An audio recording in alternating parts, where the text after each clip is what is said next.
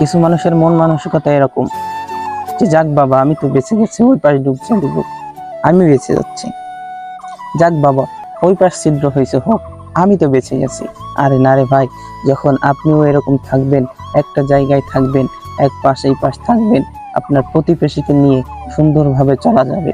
যখনই আপনি আপনার নিজেরটা বুঝবেন, তখন কিন্তু আপনি বিপদে পড়লে আপনার কথাও কিন্তু কেউ শুনবে না, আপনার কাছেও কেউ আসবে না, আপনাকেও কেউ সাহায্য করবে না।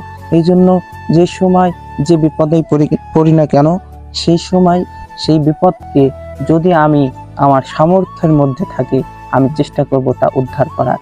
আর যদি আমার সামর্থ্যের বাইরে থাকে, তাহলে ওখান থেকে সরে আসবো, বা চেষ্টা করব সব সময় ভালোভাবে যে মানুষ বিপদে পড়লে সেই মানুষটাকে কিভাবে উদ্ধার করা যায়, সেই মানুষটাকে কিভাবে বাঁচানো যায়, এদিকে খেয়াল রেখে কাজ করা।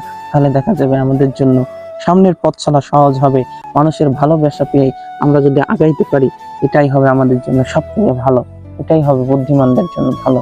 এজন্য আমরা চেষ্টা করব যে সময় আমরা যেখানে থাকি না কেন, যদি কারো বিপদ দেখি, সেই বিপদে কিভাবে সাহায্য করা যায়, এদিকে খেয়াল রেখে কাজ করব।